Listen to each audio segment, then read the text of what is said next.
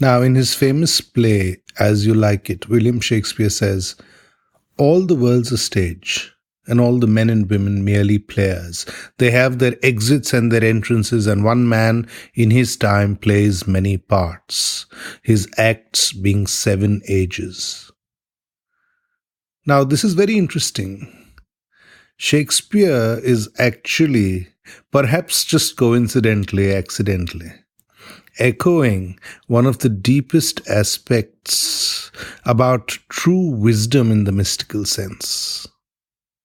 That all of us here in this life are just called upon to play a part. This entire existence is a maya, a magic show. All the world's a stage. And all the men and women merely players. They have their exits and their entrances, and one man in his time plays many parts, his acts being seven ages. At first the infant mewling and puking in the nurse's arms, and then the whining schoolboy with his satchel and shining morning face, creeping like snail unwilling to school.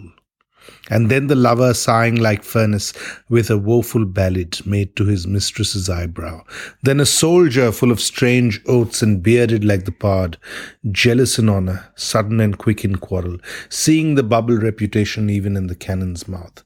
So you see, William Shakespeare has, as a playwright, described all of life itself as this divine drama being played out. And interestingly, that's the common strain of all the Vedantic texts. They talk about life primarily in two aspects. One is as Maya, as this divine illusion, as this divine play which is going on in the world. And of course, the concept of Leela.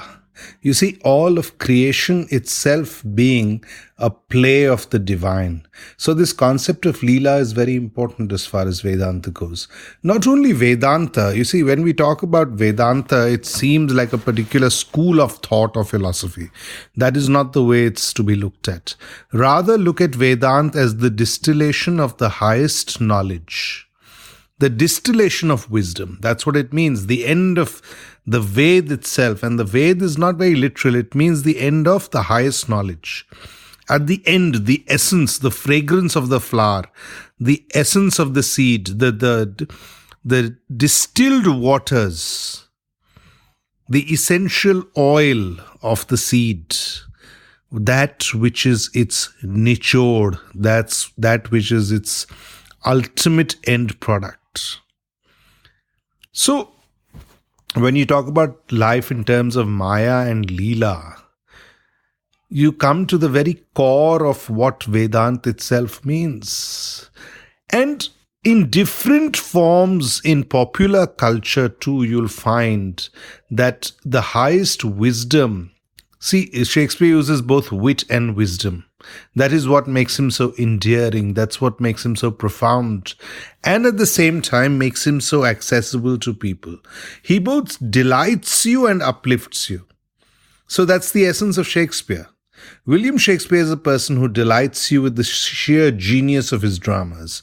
But at the same time, he's also uplifting you with some higher thoughts. So in that way, it's not only about William Shakespeare. In that way, you'd see that Vedanta is something which has been touched upon by all the wise people of the world. Not by calling it Vedanta, but in their own way, in their own terminology. So it could be a William Shakespeare as far as the stage is concerned. It could be an Akira Kurosawa as far as cinema is concerned. It could be a Michelangelo as far as painting is concerned. It could be the unknown sculptors of the Khajuraho temples, who through their very art and sculpture speak the essence of Vedanta. The essence of the divinity within all things, no matter be it the sexual act or the act of prayer, the sacred and the mundane going together. So you see, Vedanta is essentially that highest wisdom which not only the rishis spoke of, but essentially also what a Gautam Buddha speaks of, what a Mahavir speaks of, what a Guru Nanak speaks of, what a Neminath speaks of, and I would say what a Jesus of Nazareth spoke of also, when he says the kingdom of God is within you. So interestingly, Vedanta should not be interpreted as a particular philosophy from India. No. The Taoist monks of China, be it Lao Tse, Chuang-Tzu and others, the Zenist monks of Japan, be it Basho and others, the Zenists, at the heart of, say, the alchemists of Europe, of ancient Europe. It could be the Sufis, it could be the Bauls. So at the essence, at the end, is this wisdom which we can collectively call Vedanta. So let's follow Shakespeare again. So he goes on about how a person is called upon to play different parts. And he goes on to say, and then the justice in fair round belly with good capon lined, with eye severe and beard of formal cut, full of wise saws and modern instances, and so he plays his part. So he describes life in different ways, in different stages of life, almost as if he's echoing the old wisdom of the ancient rishis who divided life into various stages.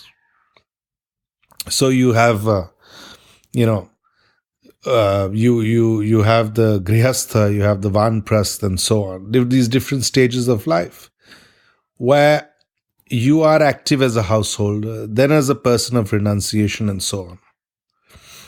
The sixth age shifts into the lean and slippered pantaloon, with spectacles on nose and pouch on side, his youthful hose well saved, a world too wide for his shrunk shank, and his big manly voice turning again to a childish treble, pipes and whistles in his mouth, in his sound. So he's talking about how life runs full circle, how the older we grow, the more childlike we become in our demeanor, where life runs its full cycle, from that littlest youth who is to attend school, to this grey old man who's fulfilled all his household chores, all his household responsibilities, all his familial responsibilities, and is indeed coming back to that state of childhood. And eventually, with last scene of all that ends this strange, eventful history, is second childishness and mere oblivion. Sans teeth, sans eyes, sans taste, sans everything. So ultimately we are left with nothingness. We are left without anything. That is the ultimate culmination of life. Coming in with empty hands, going out with empty hands. So really, I'm only using Shakespeare as a peg, to hang this whole idea about Maya and Leela, which is essential to Vedanta. Really, it's about being comfortable enough to play new roles as one goes along. That is the very heart of dynamic living.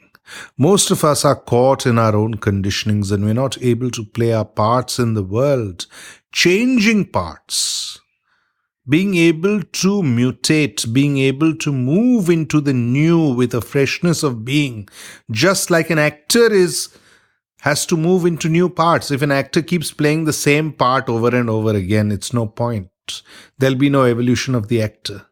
So the whole lesson of it is that we are to be as dynamic as that person who William Shakespeare is describing as the player, the actor on the stage, and who's willing to play these parts in the 7 decades of his life, of his or her life. So it's all about change. It's all about being vulnerable to change, but at the same time not being fearful of change.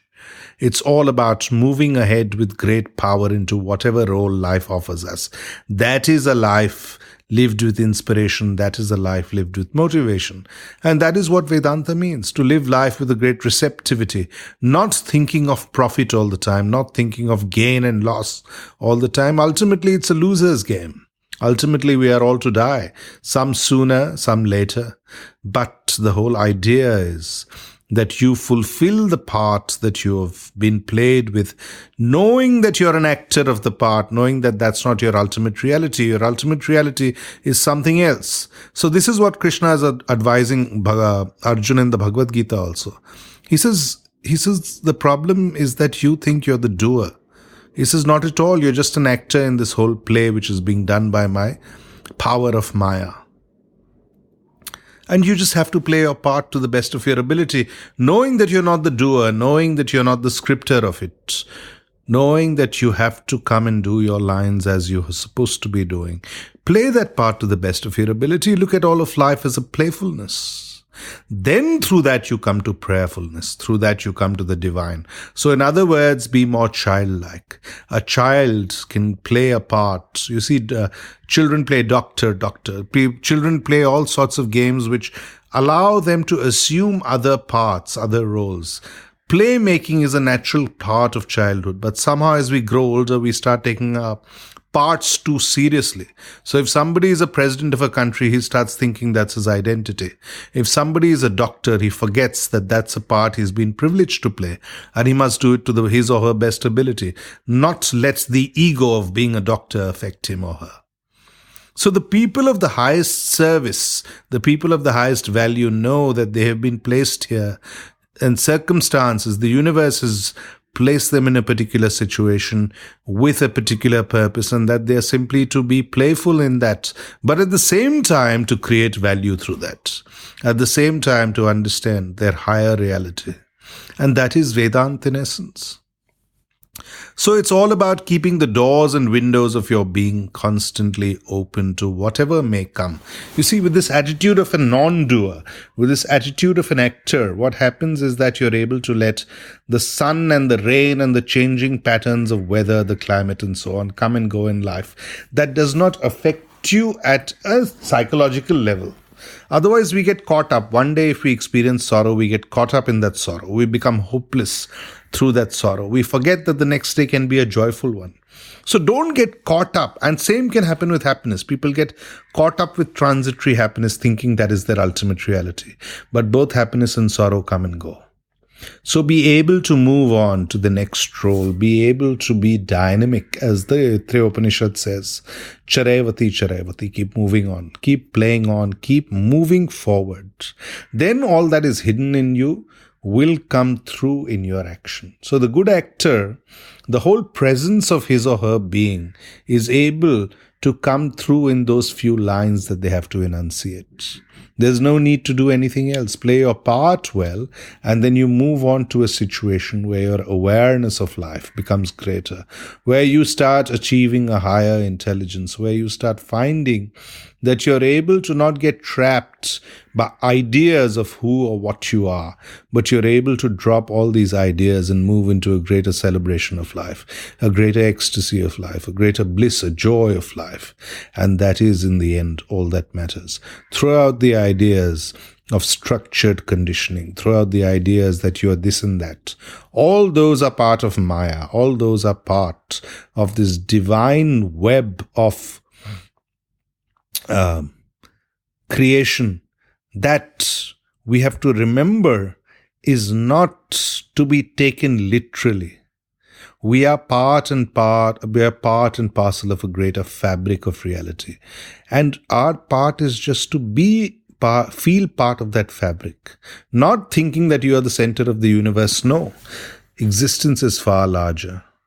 We are to live within it with courage. Through this idea, a natural fearlessness grows, a natural discipline grows, a natural groundedness of your being grows, to the extent that you're able to trust life more and more.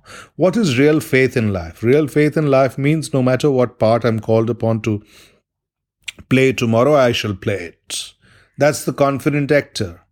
A good actor, a confident actor, is able to go with totality into whatever part he or she has been assigned.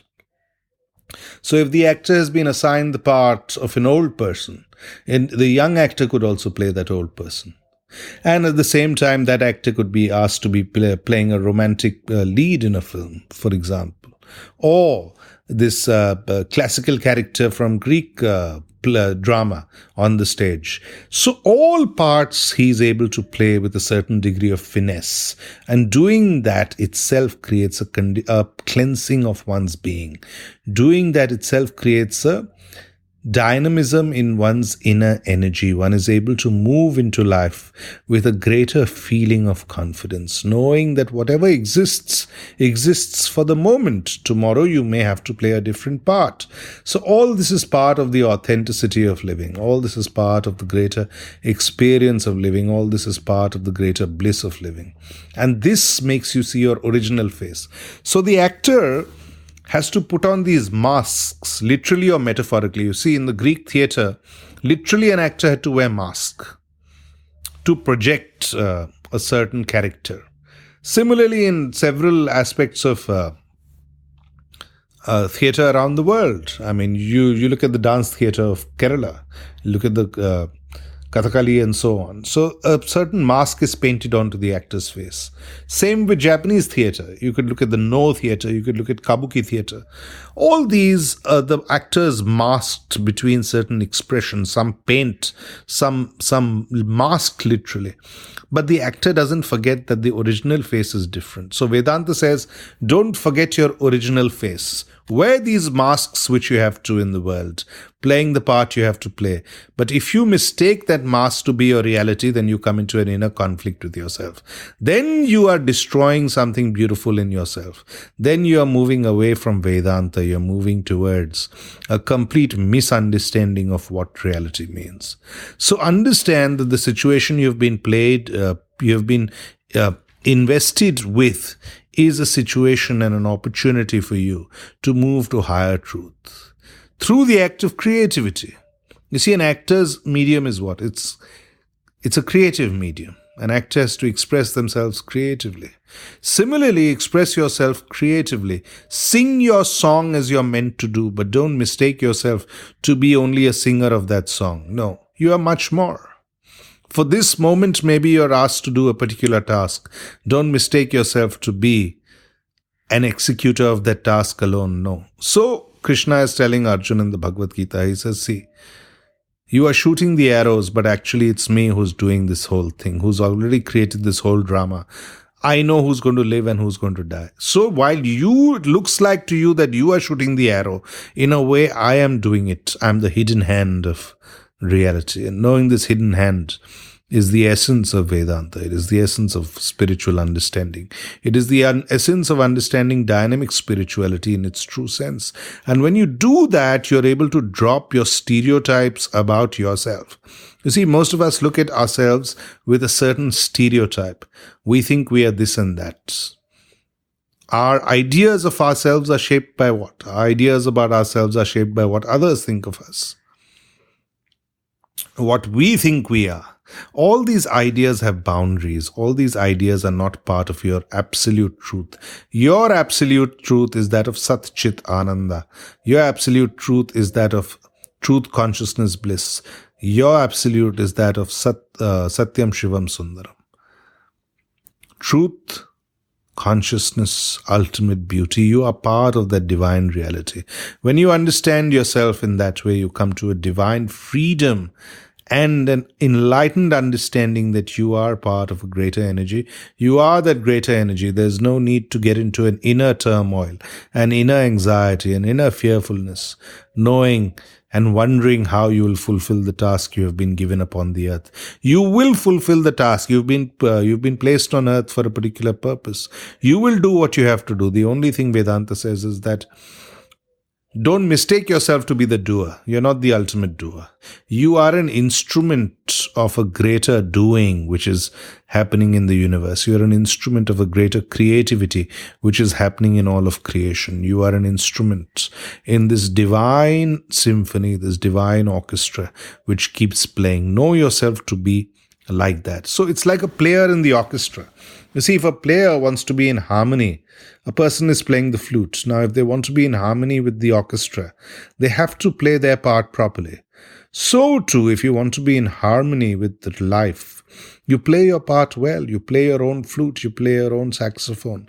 Whatever your instrument of choice, you see, ultimately it's not what you are doing, it is how you're doing it with matters. So in Vedanta, and in fact in Zen philosophy of Japan, it doesn't matter. You could be cleaning a room, you could be sweeping a room, you could do it really well. So then, but you understand that you're not just identified by that act of sweeping. No, you're playing that part. You're being that person who's being able to clean that room for the moment. But eventually, you're a person who's capable of a lot more also. So in that way, it doesn't matter what task you're doing. It may be small for you, it may be big for you.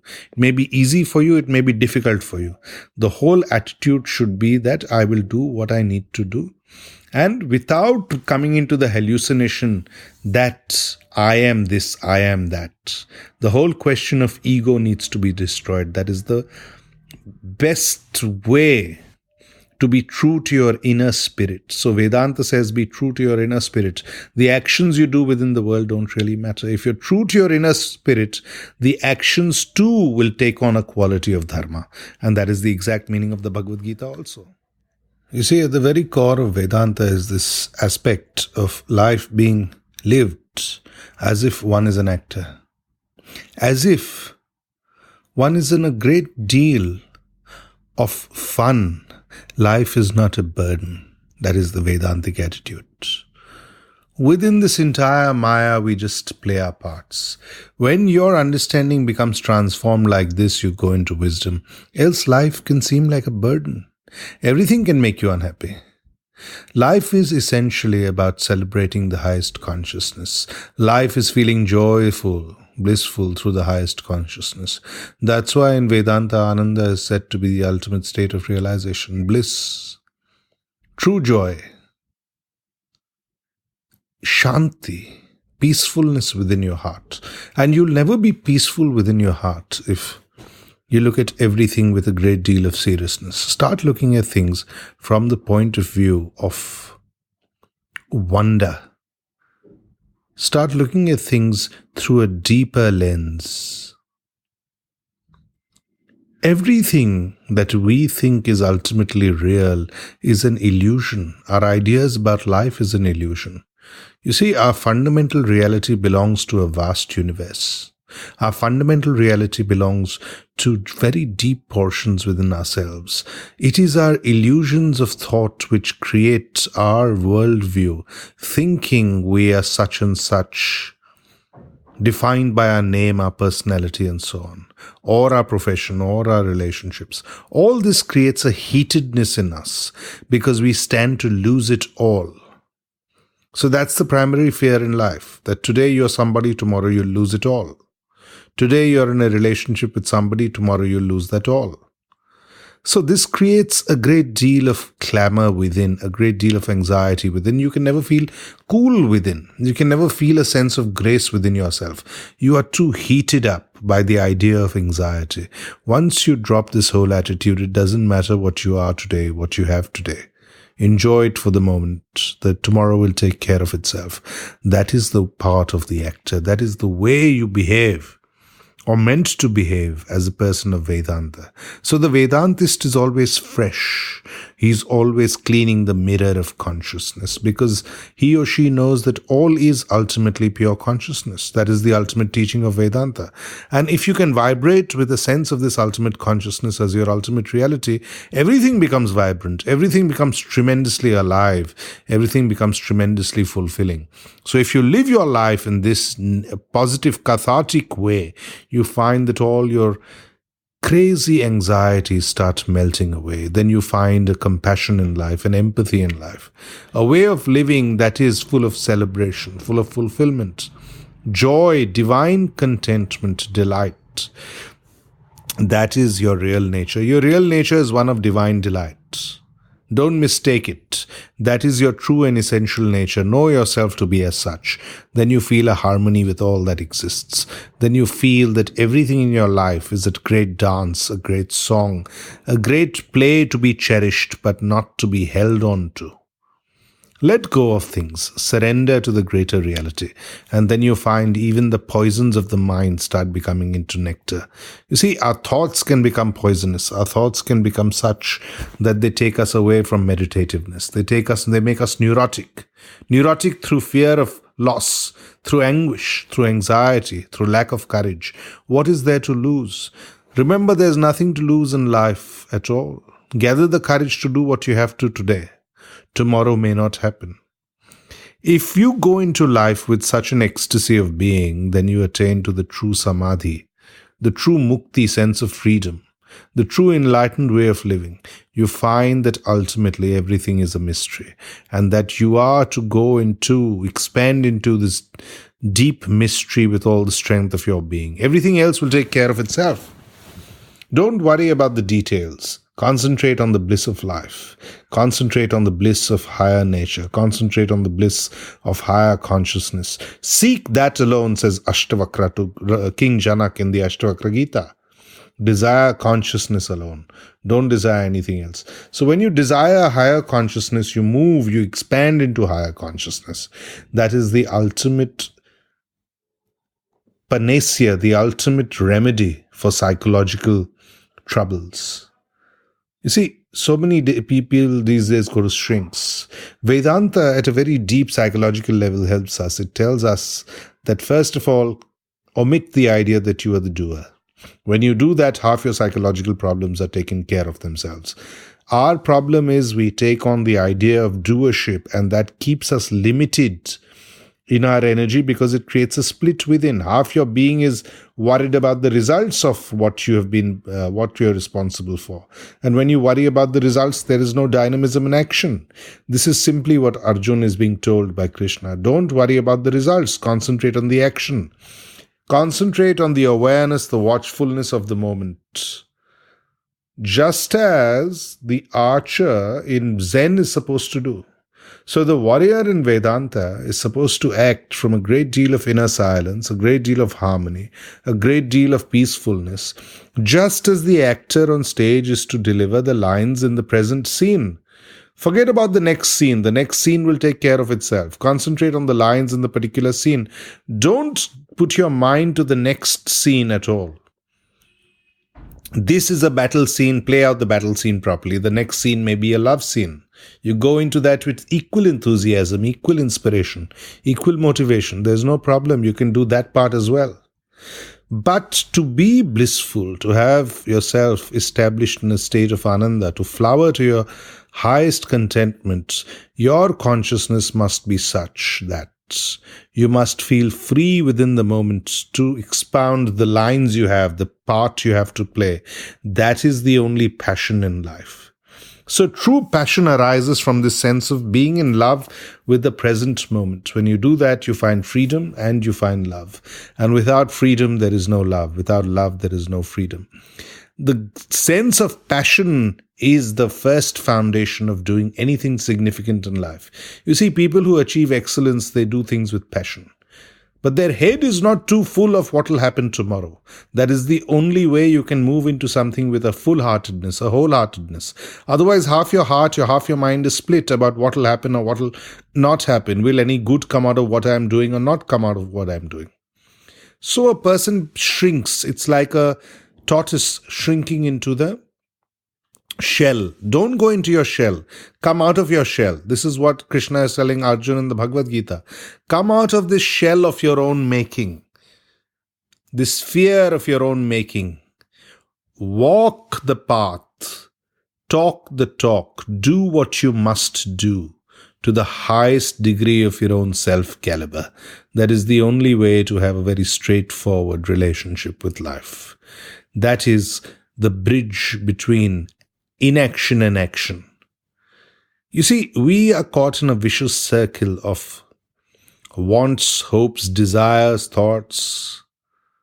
The way of Vedanta is to say that you have to come out of this circle. Realize that while you have thoughts, that you are not just the thinker of the thoughts.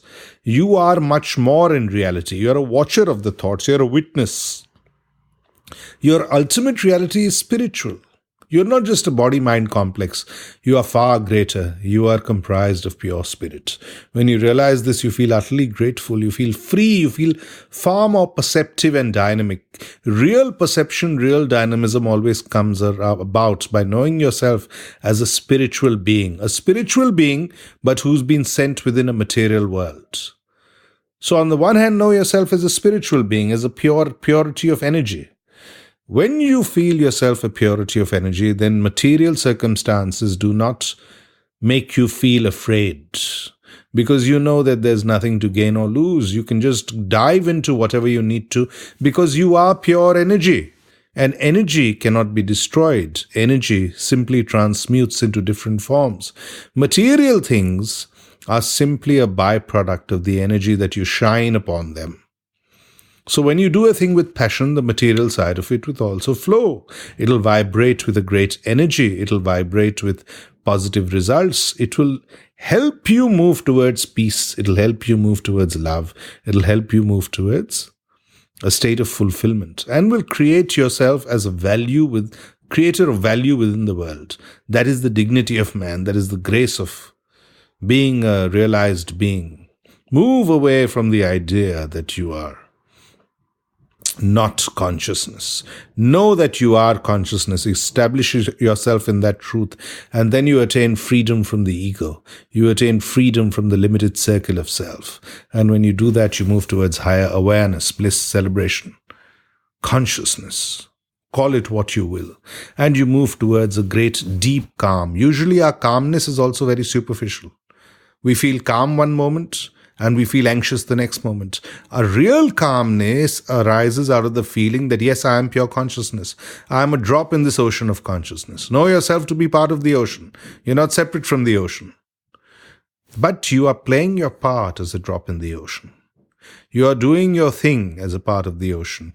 You are, when needed, you become a part of the wave. But you are not the wave. You are simply a part of the larger reality, which is the ocean. If the wave starts thinking it is separate from the ocean, then it is under great illusion.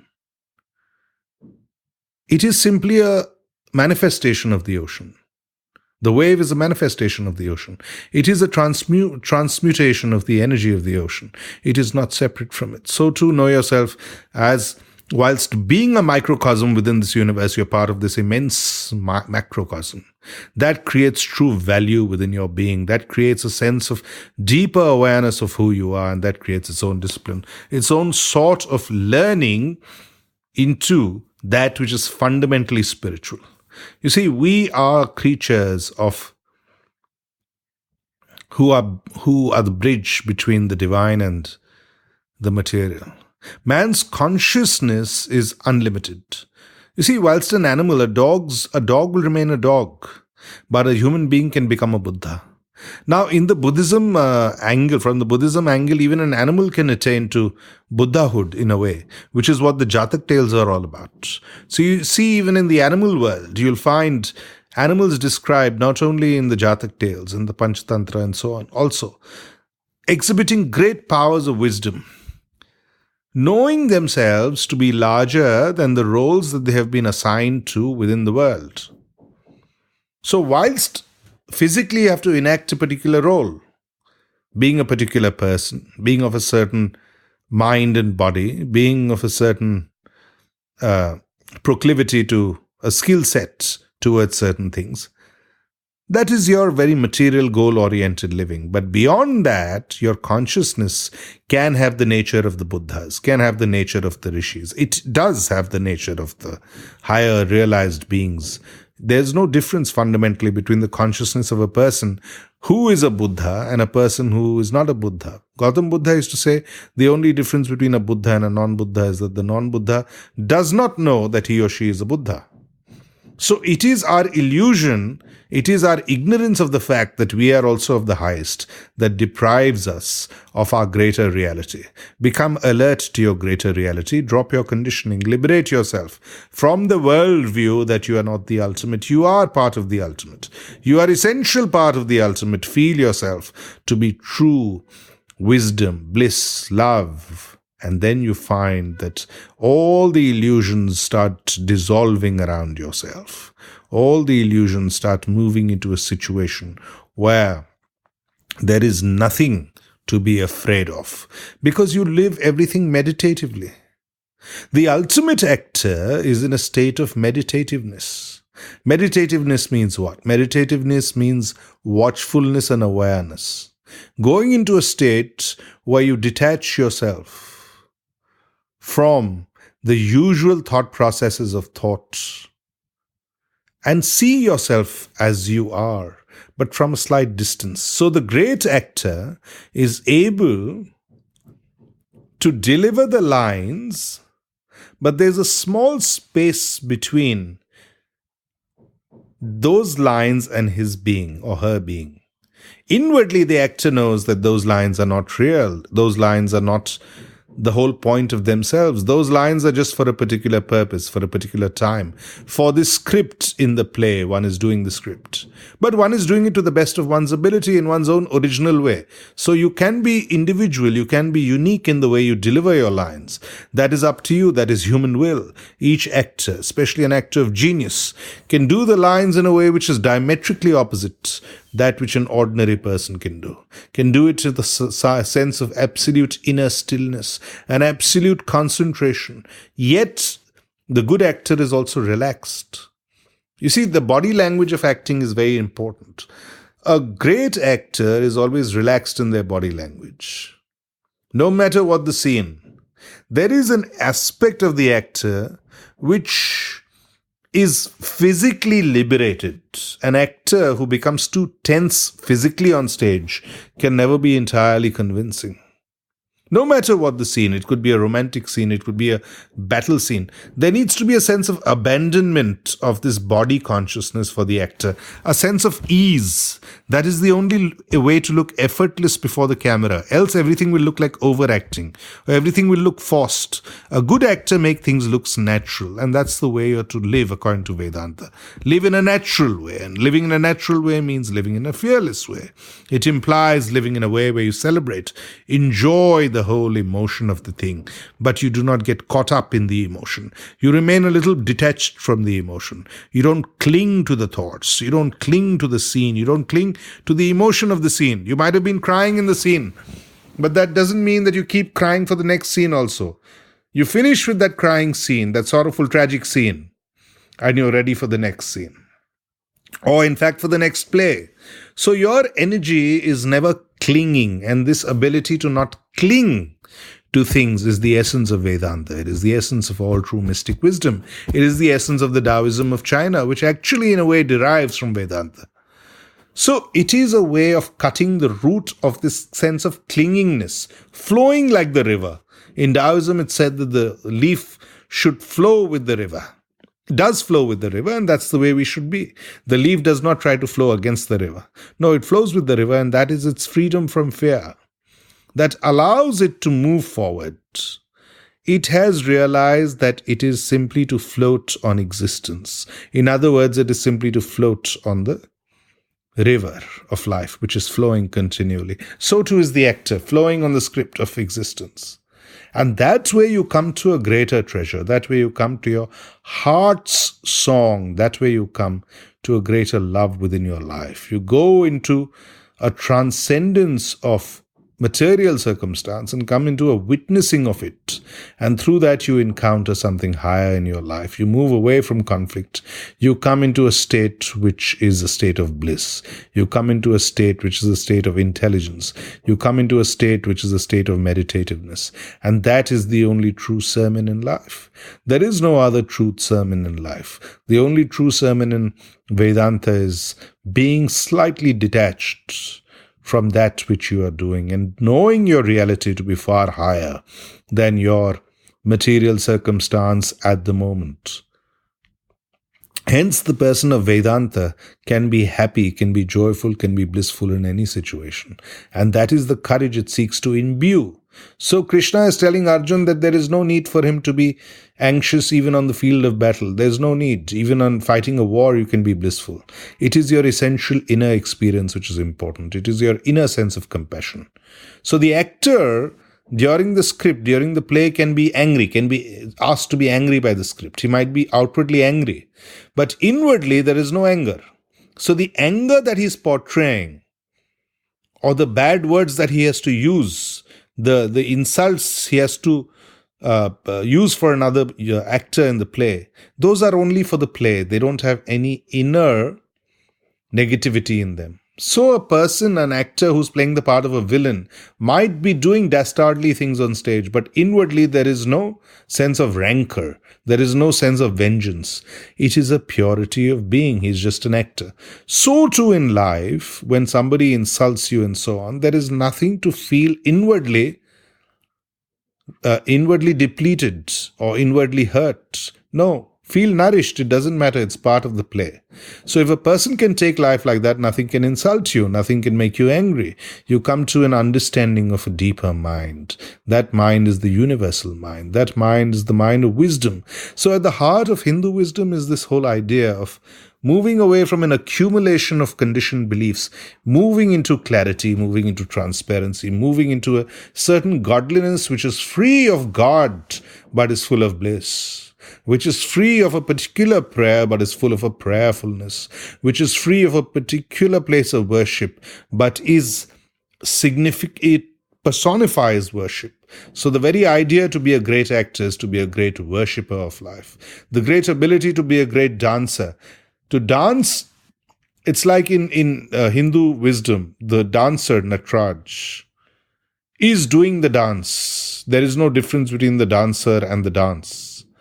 But at the same time, the dance can move into new movements all the time. The dance can lead to movements which are blissful. At the same time, the dance can be full of different passions. It can depict love, it can depict anger, it can depict all sorts of emotions. It can depict creativity, but it's up to you. So dance your dance, but dance it according to yourself. Dance your dance freely in life. Ultimately, that is the essence of Vedanta, and indeed of all true mystical wisdom in the world.